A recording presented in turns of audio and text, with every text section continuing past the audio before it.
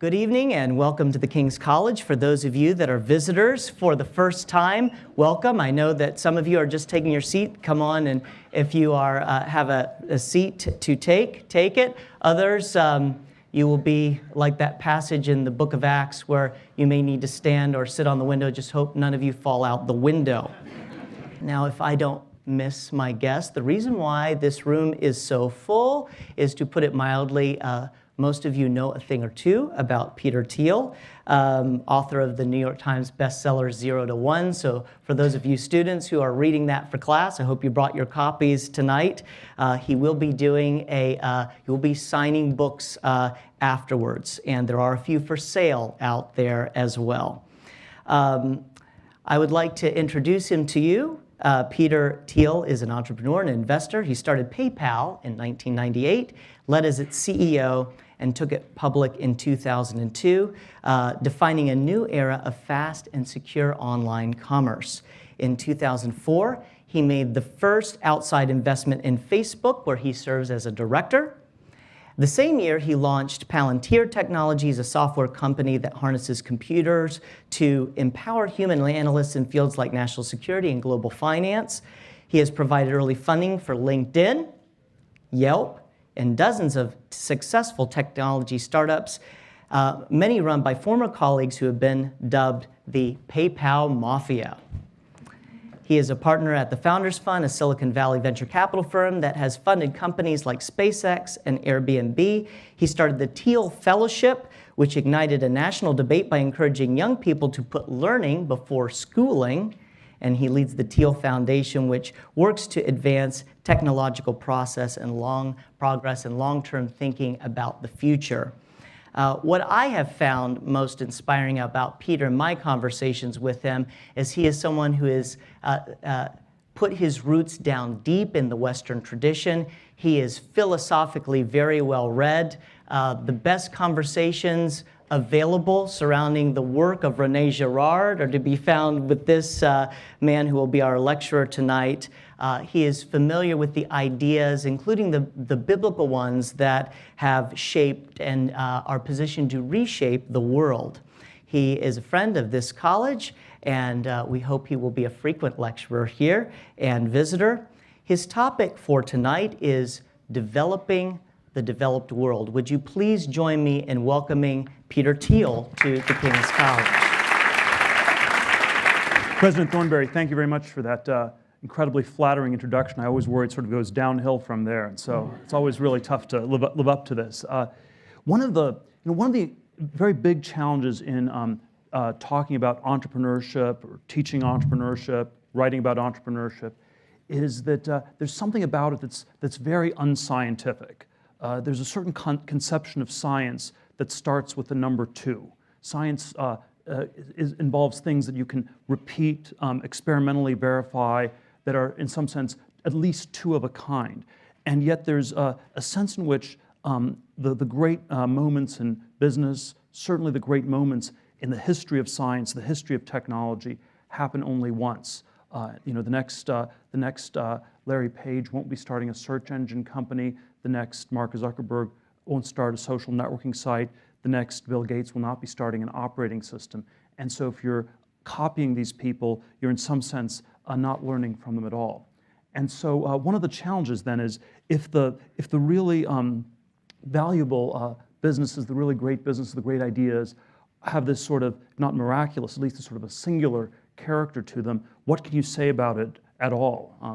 And so instead of trying to come up with some kind of formula where it's like, okay, you follow these steps and this is how you will succeed, because I don't think such a formula exists, I try in 0 to 1 to proceed in this much more indirect path and to sort of try to get people to think by asking certain kinds of contrarian types of questions. And the contrarian business question would be something like, what great company is nobody starting? The contrarian nonprofit question would be something like, what great causes what unpopular causes is what good causes are unpopular if nobody's funding? And then the intellectual version of this that I think is always a incredibly hard interview question is something like, tell me something that's true that very few people agree with you on. And it's one of those questions which, there are a lot of interview questions where you can sort of prepare for them. You can just memorize answers. So there sort of are, we can give you a math test, and you can figure out, okay, these are the kinds of math questions that get asked. This is actually one of those questions where even if you know the question in advance, it doesn't actually get that much easier. Because, and then the challenge comes because it's not about some sort of correct answer. It's always a little bit uncomfortable. One of the things that's uncomfortable about it is that a good answer is one that the person asking you will probably not agree with. And so you can come up with all sorts of banal answers, like our educational system or our political system is screwed up. There are all kinds of very banal answers, but good answers are ones that are, by their nature, somewhat uncomfortable.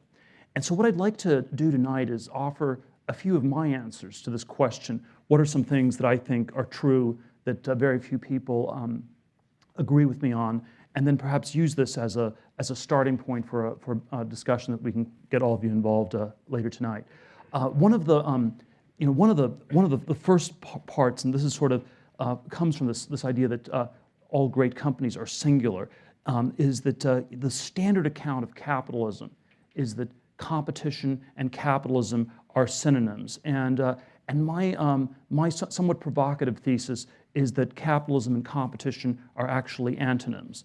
That in a world of perfect competition, all the profits are competed away. Capitalist is someone who's in the business of accumulating capital, and what you're aiming for as a capitalist, if you're starting a business as an entrepreneur, as an early investor, as an early employee, you always want to be in a monopoly. And this is, we can debate at what points this is good or bad for society at large. But on the inside, you want to be doing something that's so differentiated, so unique that you have some real pricing power. And so the example I always give is if you want to compete like crazy, you should just open a restaurant in Manhattan. You will get Darwinian competition. You'll get nature bared red in tooth and claw. You're not going to make any money doing it for the most part. It's an incredibly bad idea. And then the poster child on the other side in my book for a great monopoly business is something like Google, where they've had no serious competition in search since about 2002, and it's sort of just printing money like crazy. And yet this very basic idea is I think incredibly poorly understood. And there's sort of I think both a intellectual reason and then there's more of a psychological reason. I want to say a little bit about both of those. The intellectual reason is that the people who are inside these monopoly businesses, or inside a super competitive business, often understate either how competitive or how monopoly-like it is. So if you were to leave my talk tonight and say, I'm going to prove Peter wrong, I'm not going to listen to anything he said, I'm going to go ahead and open that restaurant in Manhattan, you'd very quickly run into a lot of ask investors to give you some money, and they say, well, it's kind of a bad business. 90% of all restaurants go out of business after 2 years or 3 years or something like that. I don't really want to invest. And then you'd come up with some fictional narrative on how it is an unusually unique restaurant. And so this will be the only, British Nepalese fusion cuisine within a 10-block radius of downtown Lower Manhattan or something like that. So you can come up with a fictionally narrow account of the market. And then conversely, if you were the CEO of a company like Google, you would not go around giving speech. You'd be well advised not to go around giving speeches saying something like, we have an even greater monopoly than Microsoft ever had in the 1990s. Our profits are much greater than theirs. We have this incredible lock on the search market. And what you will say instead are things like, you will say, they don't even talk about the search as the business they're in. It makes only about 98% of the revenues after all. And so what the way you talk about it instead is, we're in this vast space called technology. And we have incredible competition with Android versus the Apple iPhone, and there's competition with the social networking sites and with Amazon, and we're building a self-driving car, and so we're going to be competing with all the car companies. And there's ferocious competition everywhere, and it's sort of like the scene in Star Wars. It's not monopoly the government's looking for so you can move along, move along. It's not what you're looking for.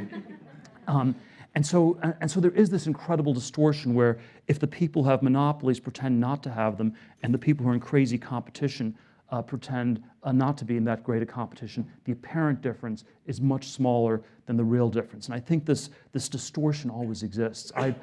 I've been investing in a lot of companies. When you see people come out of these incredibly powerful monopoly businesses, they typically don't understand what actually drives the business. And so my thesis is that what I've just articulated is perhaps understood by the top 5 or 10 people at Google. And then if you talk to the other 30,000 or so and ask them, why does this business really work? It would be, well, it's the first company that ever really appreciated really smart people and rewarded them properly. It's the free sushi. It's the bean bags in the office, the lava lamps. This is what's really made this company successful. And then when people try to take those lessons and apply them in businesses they start, it tends to go extraordinarily poorly. And there's a sort of shockingly bad track record of people coming out of Microsoft and Google starting companies. And I think part of it is that they've been almost intentionally misled by their managements in terms of what really made those businesses work, and so then when they try to emulate the fictional account of the distorted fictional account they were told, it in practice doesn't quite work. So I think this idea is very poorly understood in all these practical contexts. But I think there's also a psychological reason that I'll call it a psychological reason. We don't quite understand this monopoly idea, and I think we are in some ways very powerfully attracted to competition in all these sorts of ways. And the autobiographical version of this that I always recount is that I grew up in Northern California.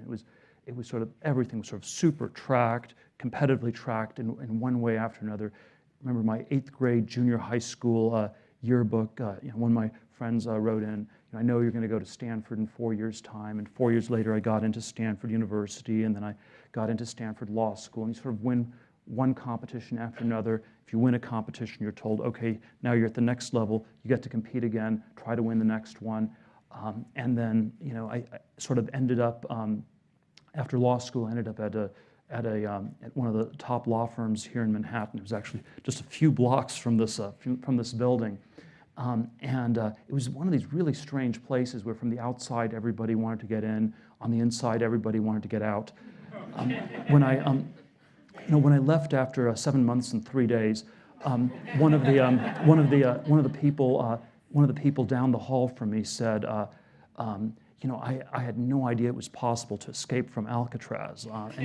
And of course, on one level, all you had to actually do was go out the front door and not come back. But psychologically, this was actually a really strangely difficult thing to do, because so much of the sense of identity, or of our identity, ends up getting wrapped up in the competitions we win, and we identify ourselves by the competitions we've won. And what I think is good about competition is you do actually get better at the things you are competing on. So if you're competing to get a really high SAT test score, and you spend a lot of time trying to get a good SAT test score, you will get better at that. Or if you're in some athletic context where you're competing like crazy, you'll get better at that activity. But I think it always comes at this very high price of losing sight of the broader context, and often forgetting whether things are really meaningful, important, valuable, and just beating the people around you doesn't necessarily make something great. There's one of the sort of ideas in Silicon Valley. There are all these sort of buzzwords I'm a little bit skeptical, but one of them is always that you want to be in a business that's disruptive. And I think that while disruption is something big companies rightly should worry about, it's not the sort of thing you should be aiming at when you start a business. Your goal is not to compete with and destroy large existing companies. Your goal should be to create a valuable company in its own right. And so one of my friends started Napster in the late 90s, which is the music site. So the name sort of echo disruptions. You nap some music, you nap a child, you're a kidnapper, so disruptive people, sort of look for trouble.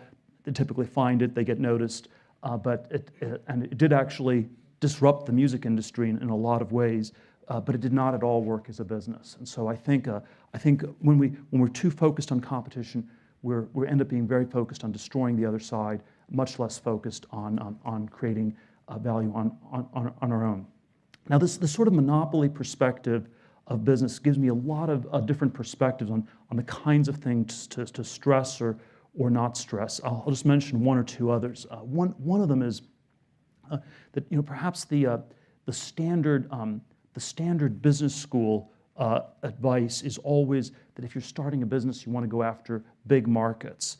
The monopoly perspective says you want to go after a big market share, which if you're starting, often means that you want to go after a very small market. Because you want to that's how you get to a big market share quickly. If you go after a market that's too big, it's extremely hard to ever get to something that's really successful.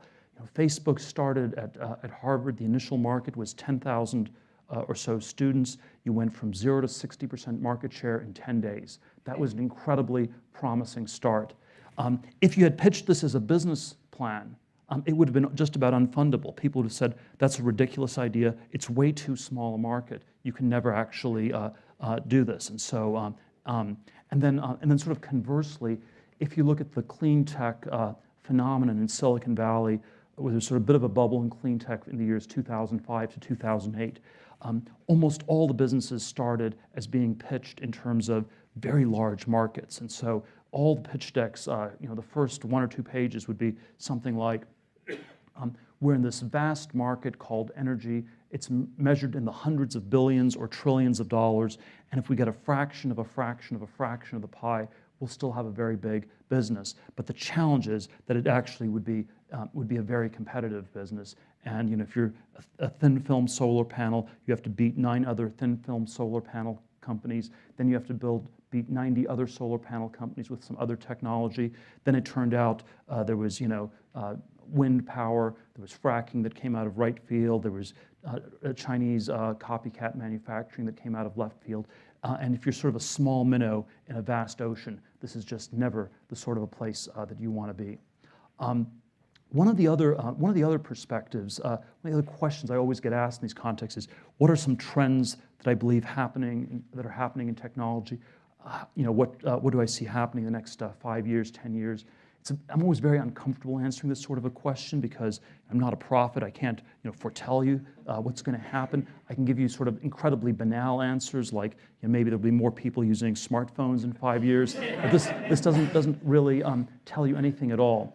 But if there is sort of a general perspective I've come to, it is that every trend that is articulated or described, just about every trend is overrated. So, in Silicon Valley today, there'd be a trend around a lot of people trying to do things with educational software, healthcare IT software. These things are probably somewhat overrated. SaaS enterprise software, all else being equal, very overrated. If you hear the words big data, cloud computing, you need to think fraud and run away as fast as you possibly can. And the reason is that the buzzwords are they're a tell, like in poker, that the person is bluffing and that the business is undifferentiated. And so if you sort of imagine a pitch that's a concatenation of a series of buzzwords, like we're building a mobile platform for SaaS businesses to bring big data to the cloud. That's what we're doing. My instinctive reaction is to just not even pay any more attention to it, because when you're in sort of when the buzzwords mean that you're in this category where there are many other people in a virtually indistinguishable category, and so it's just telling you that you're already in this place of insane, undifferentiated competition where things are probably going to be very challenging in all sorts of ways. And I think that it's often actually a challenge in evaluating these businesses, because a lot of the really good businesses, we often don't even have the language or the words to precisely describe what they're doing. And so there's often a mistake gets made where they actually get described in terms of existing categories, even though that's somewhat mistaken. So Google would have been described as a search engine in the late 90s, even though I would argue it was actually machine-powered search, and this was very different from human-powered search. Or Facebook would be described as a social networking site. It was certainly not the first one. My friend Reid Hoffman ended up starting LinkedIn, had started a site called SocialNet in 1997, 7 years before Facebook. So he already had figured out social networking in the name of the company 7 years before Facebook. And they had all sorts of theories about how to do it. And you'd have these avatars in cyberspace, and some people would be fictional virtual dogs and virtual cats, and you had to have rules for how the virtual dogs and virtual cats interacted. And people weren't really interested in that. And what actually worked about what made Facebook both so powerful and perhaps also so controversial in some ways was that it was the first company to, in some sense, crack real identity. And so people are not interested in networking in the abstract with virtual cats and dogs. People were interested in real identity. But that category did not exist. In some ways, it's still not the way people describe it even today, 11 years later, because we're always so inclined to simply default to these existing categories of one sort or another.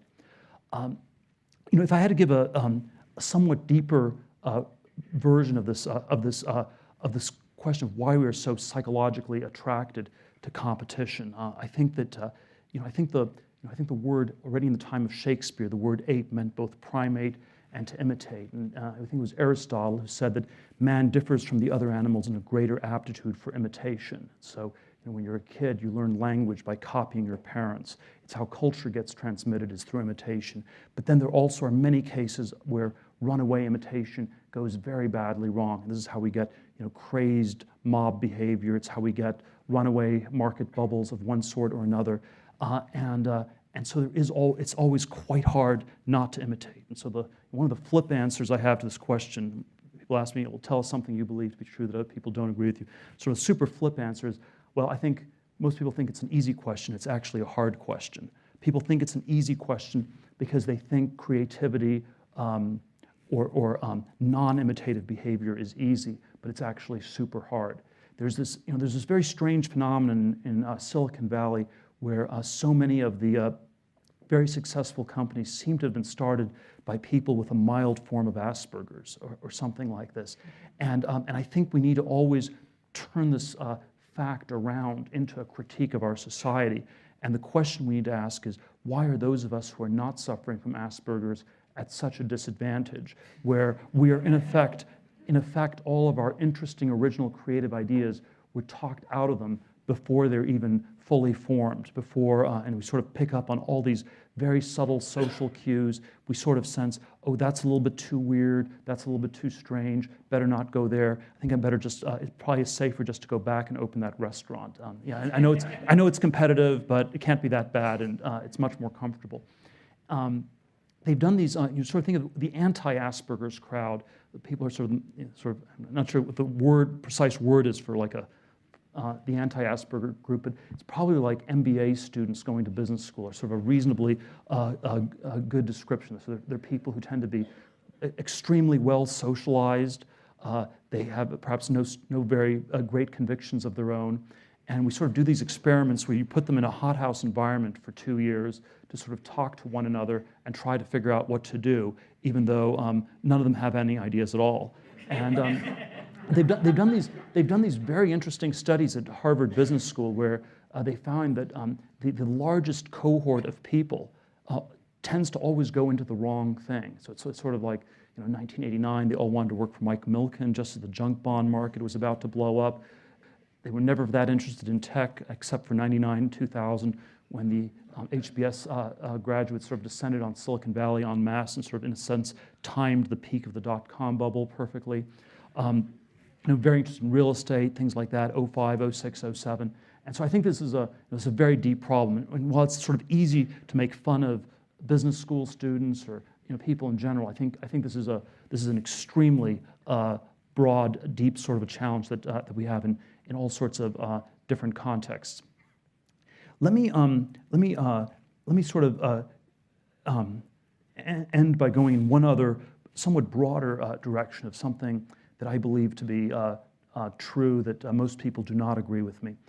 We often describe ourselves as living in a scientific and technological age. And while I think that the Western world is still, at least for the time being, in a financial or capitalist age, I think we are very far from a scientific or technological age. I think we live in a society that is dominated by sort of hostility or dislike of all things scientific and technological.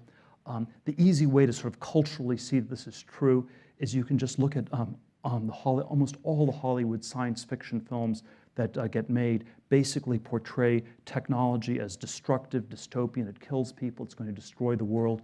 And the technological future is some set of choices between, the Terminator movies with robots killing people, or it's maybe Avatar, some sort of dystopian environmental context. It is Elysium. It is the Gravity film I saw a year or two ago, where you sort of would never want to go into outer space. You're really happy to be back on some muddy tropical island somewhere. And this is sort of, I think, the very dominant ethos in our society. And I always like to contrast technology with globalization, where I think of technology as I think of global, and people often use these terms almost interchangeably, but I think of globalization as, I always draw it on an x-axis. It's sort of horizontal, extensive progress. It's copying things that work. It's going from one to n. I think of technology as vertical, intensive progress, drawn on a y-axis, going from 0 to 1. And they're very different kinds of activities. And while I think that in a 21st century where the world doesn't come to an end, we hopefully will have both good globalization and good technology. I think if we were honest about it, we'd have to acknowledge that we're living in a place where the balance is skewed incredibly far towards the globalization end of the debate, and extremely little towards the technological side. And the geopolitical way you can describe this is that we've had eras of globalization, eras of technological progress. The 19th century was a period when you had both. Then sort of after 1914, World War I starts, globalization goes into reverse, the world gets more divided, there's less trade. 1949, China becomes communist, you have sort of a quarter of humanity effectively secedes from the rest. But technological progress continues at a very rapid clip. And then I'd say since, maybe if you want to date, maybe 1971, the year Kissinger goes to China, is the year globalization starts again at a ferocious pace, and that's the world we've been living in for the last 40 plus years. But it also is an era in which I think there's been sort of a lot less technological progress than advertised. I think we've had some progress in the world of computers, software, internet, the world of bits. We've had much less in the world of atoms in the last 40 years. And this is, you can sort of easily see this in that most careers that involved engineering were terrible careers to go into in the last 40 years. When I was an undergraduate in the late 80s, it was, there was mechanical engineering, industrial engineering, chemical engineering, biotech engineering. These all turned out to be very bad fields. And I'm not even saying anything about aero-astro engineering, nuclear engineering. Your parents would try to really talk you out of that if you're trying to do this. And these things have generally not been working for a long time. And there's this one exception with software. And there are all sorts of different reasons for this. Whenever you ask the question, why do we live in a time when technological progress has stalled like this? I always think it's a hard question to answer, and the answers are probably very overdetermined. But certainly one simple political cut is that we live in a world in which bits have been unregulated, atoms have been generally regulated, and over time it's resulted in a context where we've had this narrow cone of progress around computers and software, but much less in a lot of other fields. That then has led to this sort of general sense of stagnation. And if you want to describe it in geopolitical terms, it's sort of in the late 1960s, you would have divided the world into the first world and the third world. And this was sort of the first world was the part that was rapidly progressing. The third world was the part that was sort of permanently stuck. There's a book I always like to cite, these sort of past books about the future I think are often very interesting to look at because they tell you what was the perspective people at the time had on the future. There's a book in 1967 written by Zervan Schreiber, the French writer, called The American Challenge. And it sort of said, yeah, the United States is this technologically accelerating civilization, and if we extrapolate that a few decades into the future, it's going to basically be leaving the rest of the world in the dust. The difference between Europe and the US will grow from a difference of degree into a difference of kind. As a result, people in the US will have to compete much less because they'll be so much further ahead. By the year 2000, the average person in the US will be working 7 hours a day, 4 days a week, have 13 weeks a year of paid vacation time. While it's easy for us to sort of dismiss it and say, well, that's ridiculous, he was a French person, I do think it's not an entirely irrational prediction of what would happen if you had seen all this sort of technological progress that was embedded in this first world, third world. Lots of technology, not much convergence. But instead what's happened has been incredible convergence through globalization, which of course has made our world more flat, much more intensely competitive. And so today we don't talk about first world and third world, we talk about the developed and the developing world. The developing world is that part that's copying the developed world. It's the epitome of this is China. And the 20-year plan in China is very straightforward. It's mechanical. It's copying things that work. Maybe you can skip a few steps. You can go straight to.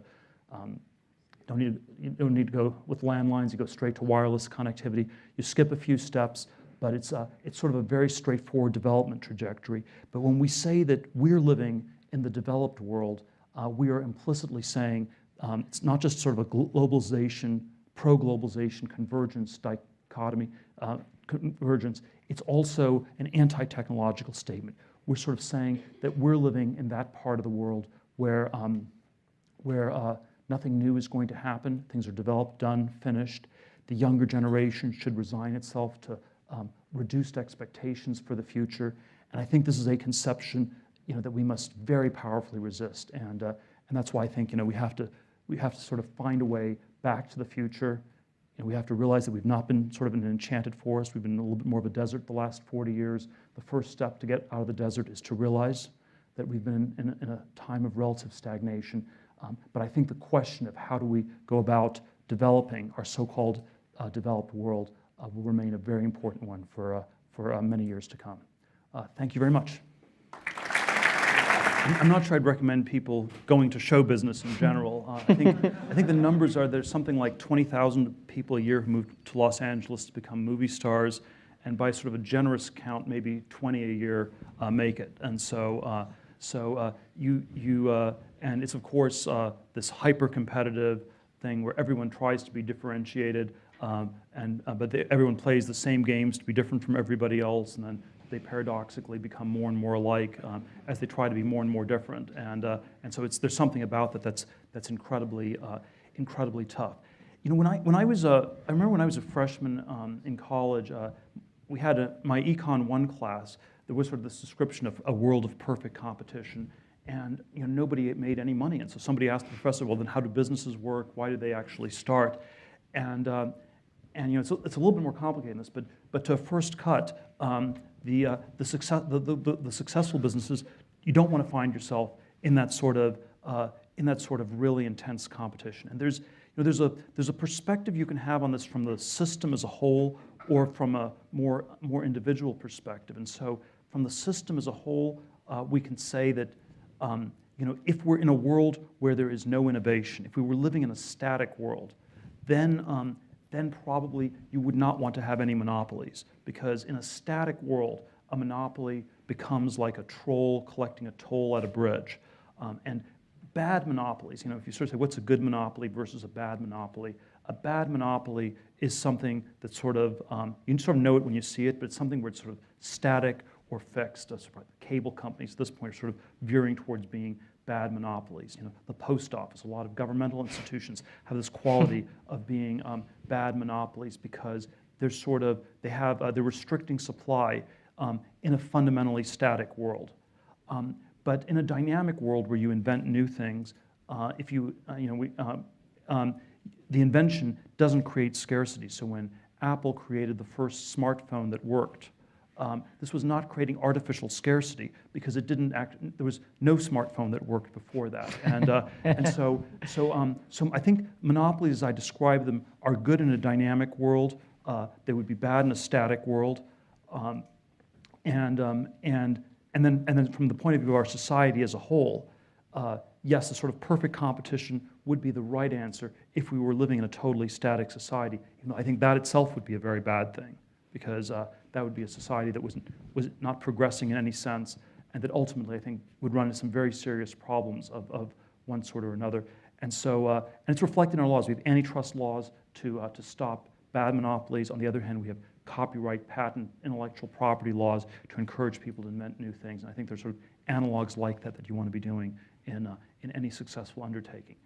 But certainly, if you sort of think of this on a personal level, there is sort of a way in which there are lessons that I think are, it's like probably competing for grades in high school is a reasonably sane thing to do. I think probably if you weren't competing for grades, you probably would be competing on all sorts of other metrics that would be much worse. So if you have to compete in high school, competing for grades is probably a pretty healthy kind of a thing to be doing.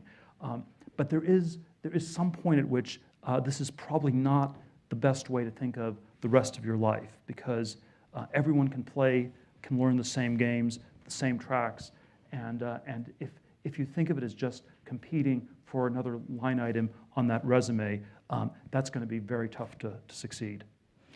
I want to come back to this issue of the fear that comes in from. I want to go to the technology versus globalization narrative, because that's another jarring juxtaposition in 0 to 1. And we're here in the same neighborhood, and some of you young alums will remember when Occupy Wall Street first got underway here at Zuccotti Park, just a couple of blocks away from us here. And that very much was a protest movement that was rooted in this perception that technology and globalization are precisely the same thing. And one of the galvanizing moments that I remember, I wasn't here at the time, was when the apoplectic Slovenian philosopher Slavoj Žižek got up on a picnic table and said to the crowd, the problem with this group is that you have this anti-technology, fear.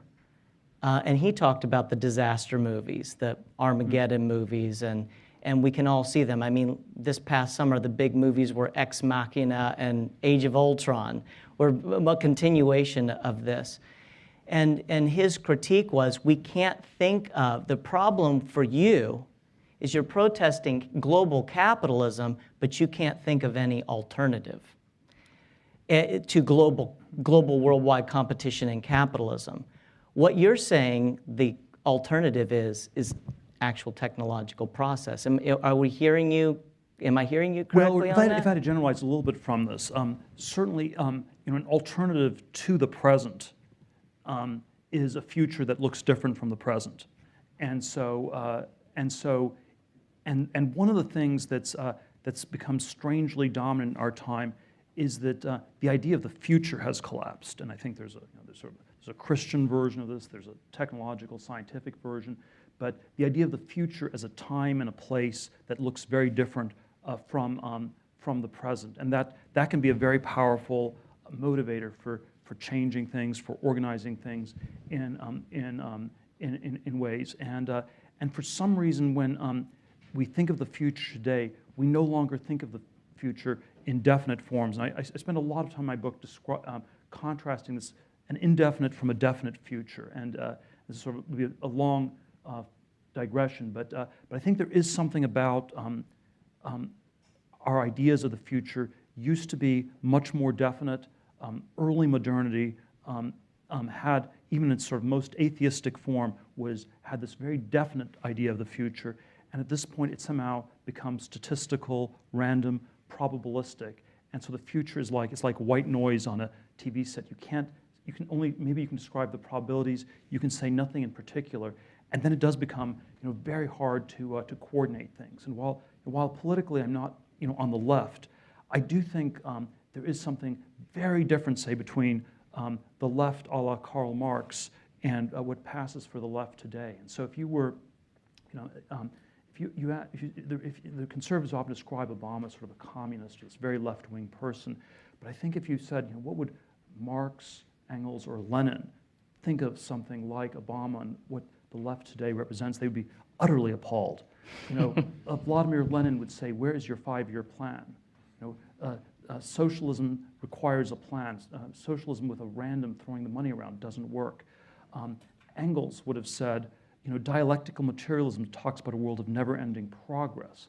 And he would have been very dubious about a politician who substituted the word change for the word progress. And he would ask, does not the substitution of the word change for the word progress represent some sort of objective decline, where it's sort of, there's no directionality to this anymore.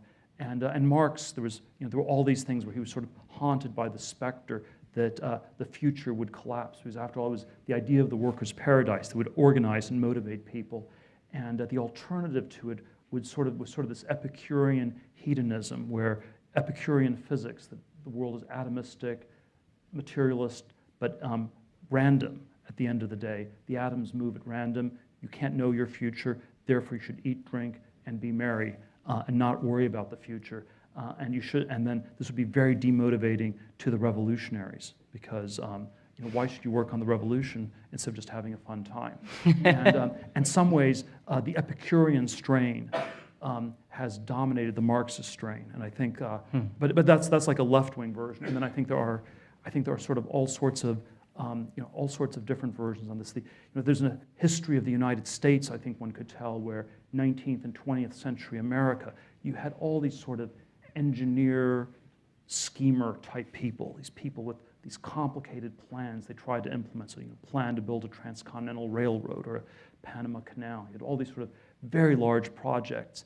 And at this point, that's just seen as ridiculous and utterly incoherent. In New York City, there's this very interesting history of New York where there was this character, guy, Robert Moses, who was this, sort of all these, he sort of, from the 1930s to 1950s, was probably the most powerful person in the city or state of New York. I think he held 17 simultaneous government positions. Talk about a monopoly. Started as the parking commissioner, sort of show up with his bulldozer. They'd bulldoze various neighborhoods and build highways, and then as you built more highways, you got more traffic, and then you had to bulldoze more neighborhoods, and it was sort of this crazy cycle. But he managed to sort of rebuild much of the state. And then in the early 1960s, he was sort of proposing building a highway from Brooklyn to New Jersey through southern Manhattan. They were going to sort of tear down everything in Greenwich Village, build skyscrapers over the highway. At that point, people started protesting in Greenwich Village. He got removed, and while that might have been a bad idea for the future, that was the last time people built anything in New York. At that point, everything stopped. And so it is. I think it is very strange. It is very strange that we're living in a society where there is no idea of the future, and it creates big problems in politics, and then even on the business side, and even something as future orientated as Silicon Valley, people are actually deeply uncomfortable about trying to talk about the future in concrete terms, and then building towards making that happen. That was fantastic. Thank you. Okay, I'm going to. We're coming into the home stretch here, Peter, and I think I'm going to. I think we're going to go out on this one, which is a very business-oriented question, which there will be a sigh of relief for those that feel like, wow, this got very esoteric too. But this question is from one of our business students about how you have developed this keen sense of what companies are good to invest in versus, maybe ones that are not good to invest in. And, how do you decide? What goes into your nexus of deciding what's worthy of investing in versus what you think is a failure? Well, let's see. I don't want to.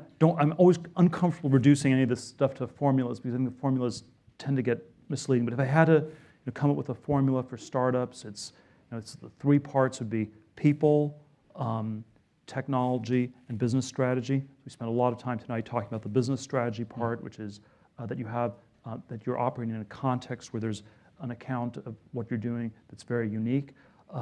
The technology product question is, does it actually work what you're trying to build? So you could tell a story about how you're building a great monopoly, but it might not actually work. So there's a sort of a technology piece. And then there's also a people piece that's extremely critical, especially in a lot of these early businesses where where the most one of the most common modes of failure is internal. Long before you get destroyed externally, it gets destroyed internally where the relationships break down, people don't get along. And so you try to make some judgment calls as to whether the team of people are going to work well together. I often like asking a prehistory question, where if you have two co-founders, when did you meet? When did you get started? If sort of a bad answer is something like, we met a week ago at a business networking function, and we both wanted to start companies. One of my friends actually did start a company just like that, and it turned out the two people didn't get along, and you have sort of a lot of ups and downs in these things, and that tends to be very tricky. Sort of a much better answer is something like, we've been friends for a long time. One of us is more focused on the tech side, one is more on the business side, and that's sort of where these things kind of work. It's what's very different about startups from certain professional careers or academic careers. Academic careers, professional careers tend to be purely individualistic. It's like you just have to get good grades. If you have to be just a good banker, a good lawyer, and it's sort of like you as an individual, some against the whole world, or it's just your performance is measured on a purely individual basis. And most companies involve more than one person, and so the internal dynamics end up being very critical. And because they involve doing things that are more than one person can do. You can't do everything in a startup, so you have to get people to work together. And so you can sort of imagine. You can imagine a world in which everybody is an independent contractor. You could imagine a world on the other end of the spectrum where everybody works for the government. So these would be like two extremes. And there sort of are these very tricky coordination problems. If everyone was a contractor, if everyone worked for the government, I suspect you'd run into horrific political constraints. Even big corporations often resemble the government and tend to be hyper-political. And one of the reasons you start new companies is because you're in a place which is less political and where you can actually do new things. In theory, nobody should ever start a company. In theory, it should all be done by big existing companies. They have more money, they have more time, they have a lot of talented people, they can take more risk. In practice, things don't happen in big companies because the politics destroy them. When I started PayPal, one of the questions was always, why can't a big bank do this? And there were a lot of, the answer, which you couldn't quite give at the time, but the answer was really the politics were horrific, and if you had a new idea, people would think they'd sort of figure out ways to maneuver against you, and it was very hard to actually do anything new in most big existing institutions. That's why you need to start new companies. They typically require more than one person. They typically require a small number of people, and so the dynamics among those people end up being incredibly important. Just as a quick follow-up on that, could you just speak a little bit biographically on, in 0 to 1, you talk about your original team at PayPal and how community-oriented it was versus the law firm that you served in here a couple blocks from here, where it was very much everyone in their lane doing their own thing. How important is community to the success of? So I would, again, I'm not sure I'd frame it as community versus individual. I would say the professional law firm context was one of ferocious interchangeability. You started with 80 associates every year. Everybody was fungible. You could be interchanged. It was sort of this crazed 8-year-long competition to become partner, and then didn't change much after that either. Whereas a successful startup, there is some sort of complementarity. People are good at different things, and it's more like a team. That's, I think, sort of an athletic team context, the closest analog, even though the rules aren't quite set, and so it's a little bit you're not quite sure what the game is that you're playing, and so it's a lot more complicated than athletics. But those are the kinds of dynamics that you want to have work internally. I think I think it's there always are. Yeah, it's very hard. It's extremely hard to generalize from individual cases. So there's sort of all sorts of talks I could give where I would just describe what we did at PayPal, and it's not clear you'd learn that much from it, because there was sort of a moment in 1999 when you could combine email with money. It was not possible in 1985 when almost nobody used email. It would not be possible in 2015 because it's already been done, and so it'd be super hard to get this sort of thing started. And so there are all sorts of things like that I could describe that would be strangely unhelpful. I think one of the reasons a lot of the speculating now, I think one of the reasons a lot of the people who came out of PayPal ended up being quite successful was that the general lesson that was learned within the PayPal business was it was not a business that worked automatically. There were sort of a lot of tricky challenges. Some businesses do work almost automatically from day one. I think this was actually true of Google. Microsoft was very, very fast to getting to success. And so from inside that context, you learn the lesson that it's hard to build a great business. And that's probably a fairly good mindset to have when you set out to start a new business. Again, not all businesses are like that, but that's probably a good mindset to have. On that happy note, an inspirational note, we're going to take a pause, and I have 2 questions as we end. First of all, you ready to sign some books? Sure. Out front? And are you ready to come back to the King's College in the future? And Sure. we would love to have you back. Sure. Thanks very much. Look forward. Thanks a lot.